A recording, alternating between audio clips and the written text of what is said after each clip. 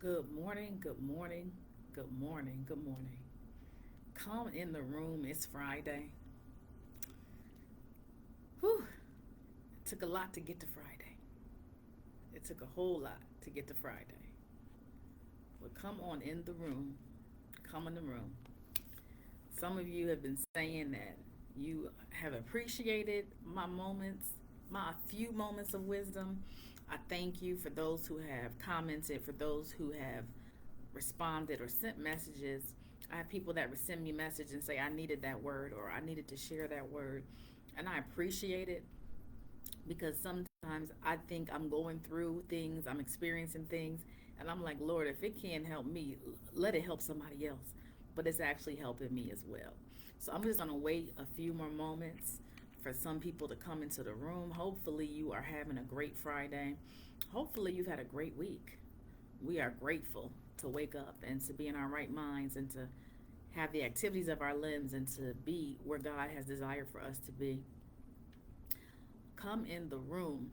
I don't want to belabor the time, so I'm going to go right in with scripture because I don't want to have to squeeze it in at the end. Matthew 24 and 12 from the New King James Version says, "And because lawlessness will abound, the love of many will grow cold." So, over the last couple of weeks, I've been paying really close attention to how things move at my job where I work with the students in one capacity, which is mostly substance abuse and mental health. And then in my part time practice where I provide therapy mostly for adolescent students in a different county, same problems, same issues, same concerns, different address, different location. And so I'm going to start out with something that happened a couple weeks ago and then just kind of lead you into where I am. So, the question on the table today is, are we becoming a lawless generation? And I'm saying becoming, but are we a lawless generation? And then what's going to happen to the next generation? Because we received real parenting, we received real instruction, we had wisdom all around us. And they still have that today. But we have some other things that have been put into the mix. We have some other devices and things that we know can get the young people easily distracted.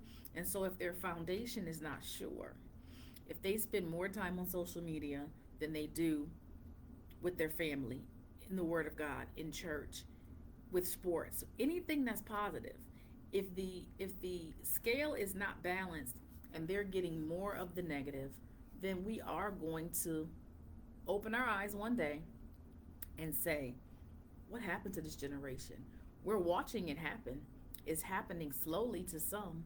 For me, it's happening very quickly because I work with young people. And so I can see the shift from how, when I started this position many years ago, how students would say stuff like, Miss King, I need help. And they would be almost ashamed to talk about substances, to where now kids are like, yeah, I use. I mean, I like talking to you, but I don't plan on stopping anytime soon. And of course, every now and then there are young people who are really in certain situations where they're like, I know I need help. I'm not there yet. And so down the road, I'm going to talk about the change cycle and how people may not be ready for change, even though they know that they need it. So a couple weeks ago, I was limping. I had an issue with my knee, and it was after school, so it really wasn't that many kids in the building. I do work in a high school, and as I was walking out the door, it was about five young people. They looked like they were freshmen. Very nice, young, joyful, chatty. Nothing negative about them. But as they saw me limping towards them, and I'm to the right, they were literally walking five abreast across the entire hallway. And as they were approaching and I was approaching, I was leaving out of the building. My Holy Ghost said, they're not going to move.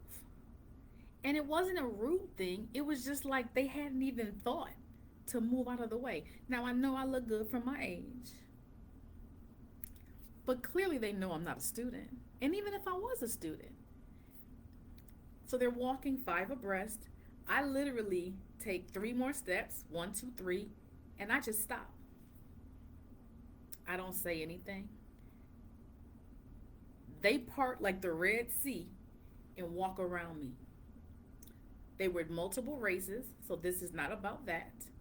Like I said, they looked like young. They were laughing and talking. They weren't on their cell phones. They didn't appear to be distracted because a few of them had looked at me eye to eye when I was 20 feet away, 15 feet away, 10 feet away. No, none of them said, "Excuse me." None of them said, "Oops, move out the way." They just parted around me as I stood as a statue. And I thought to myself, that was weird. And so I had a conversation with someone and I said, we learned how to walk down the hall when I was in kindergarten. We learned to stay to the right when I was in kindergarten. I actually remembered my teacher putting yellow footprints on the floor so we would know which way to go. Do they still teach that? Because when you're out in the mall or wherever you are and people bump into you and people will let a door hit you and people don't hold the door, some of us just think, oh, they're not polite. I'm starting to think people just don't know any better because the teaching is not happening or the learning is not happening. I don't know. But I remember that walking down the hall, that was a part of the instruction of the day. We didn't have an issue with it. We didn't have a problem with it. So my question is, are we creating a lawless generation? Are we creating a generation where kids think they can just do whatever they want to do? And then we wonder why they're not lining up with the things we want them to line up with? Give you another example. A couple months back, I saw a young lady. She was several feet away. Her shorts were so short that I wasn't sure what she had on from a distance. I would compare them to like a track short or something like that. Let me preface this by saying it was the morning. I don't believe she's on the track team. And it was just a completely inappropriate outfit. So I went to one of the assistant principals that I have a good relationship with, and I said, didn't know the student's name, didn't even mention the student's name because honestly, I see pierced belly buttons, I see broad tops and half tops all the time here at this high school. So I went to the assistant principal, and she's a female. I said, do we have a dress code anymore? I said, because I'm seeing a lot of really inappropriate things that as a counselor I'm really concerned about because I know there's been an increase of complaints about harassment, assault, inappropriate touching. And we know that the clothes are not going to create that, but it can certainly motivate people in that direction. It can certainly make somebody have access to a body part that should be covered by fabric. And the assistant principal said, Miss King, we do have a dress code, but we don't really want to enforce it because we don't want to be accused of body shaming anybody. I said, what happened to giving them sweatpants? She said, well, half the time if we were to call the parents would say, I don't have an issue with what my child has on. I said, well, I think what we need to do is we need to have a parent hall meeting about what the appropriate dress code is and remind parents that if they allow their children to dress in inappropriate ways, they should expect that there might be inappropriate consequences that they will then expect the counseling staff, security staff, and SRO to be involved in. Yes, there were things that happened to us when we were in middle and high school. Boys were annoying. They kicked our chairs. They may have pulled your hair. They may have even tried to snap your brassiere. But they weren't touching your whole thigh or your whole leg because it was covered. And the other thing is from a mindset of hygiene. Do you really want to sit on a chair that somebody's bare behind was just on? It's just so many different directions you could go in when it really relates to dress code.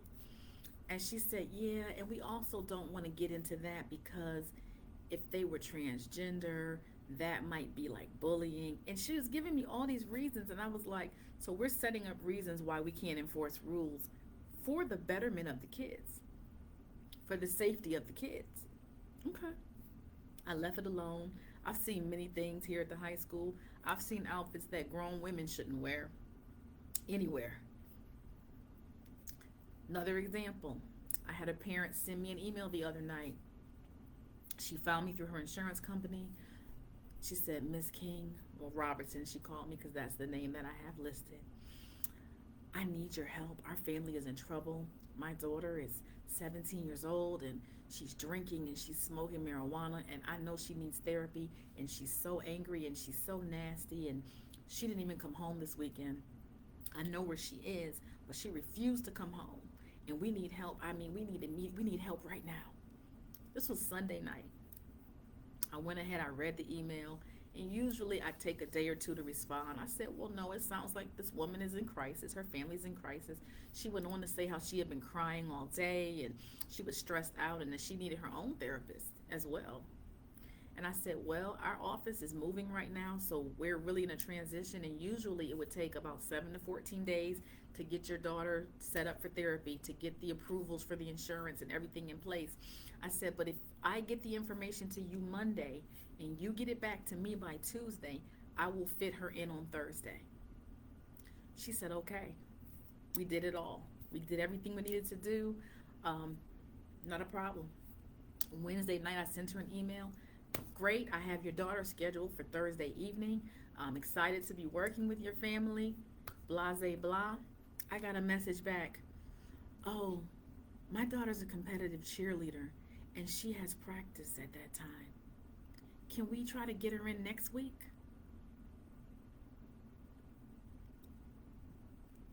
So, although I don't know which school her daughter attends, my assumption, because I know people who have had children in competitive level sports, they usually have practice every day. Don't you think if your daughter is drinking and smoking and not coming home, that that might have been a great time to set the example to say, you can go to cheerleading on Thursday, but you're going to have to leave early because we have an emergency therapy meeting? Wouldn't you think that would be where her mind would be? She just went ahead and rescheduled for next week. And it's fine with me, but it made me think, where are our priorities? You were in a crisis Sunday night at 10 p.m. to send me an email. And by Wednesday, cheerleading practice was more important. And I do think when you're a part of a sports team, it is important to show up.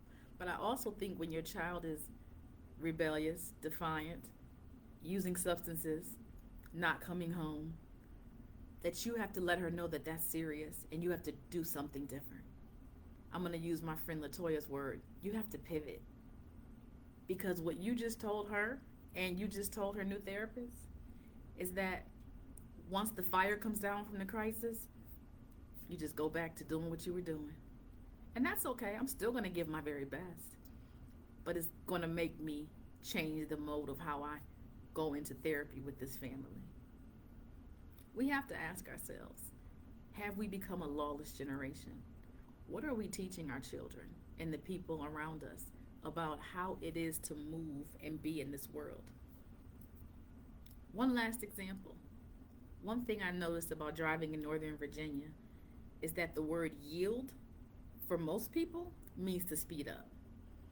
This week alone, through the grace of God, I probably avoided about 3 accidents, because now when I'm on the highway and I see a yield sign coming up on my right, I literally change my speed, because the person that's coming into the highway, and usually it's 28 for me, every single time they put their foot on the gas and try to gun it past all of us to get on the road.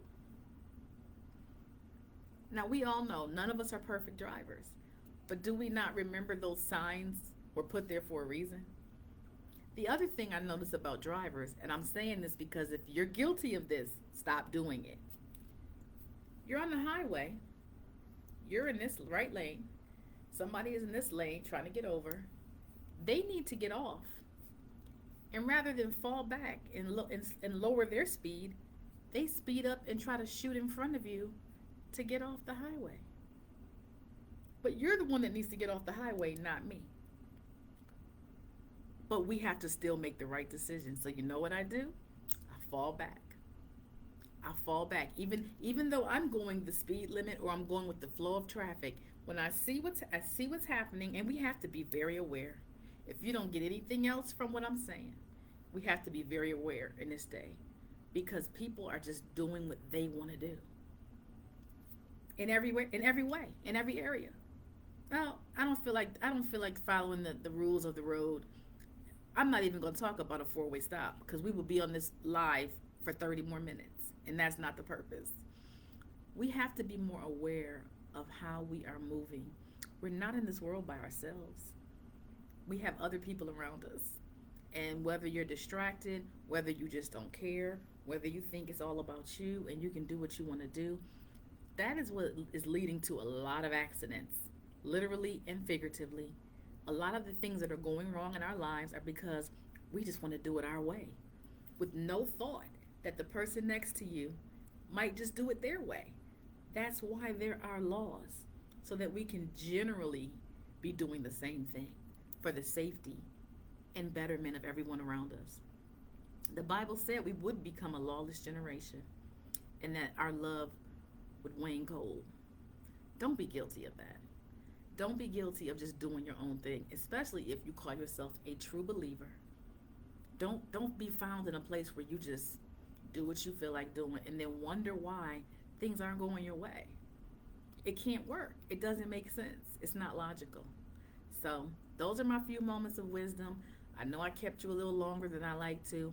I pray that you have an awesome Friday, an awesome weekend. I pray that something I said makes sense, resonates. You can use it or you can share it with someone else. Feel free to like, comment, and share. Share your thoughts with me. I appreciate the support. Peace.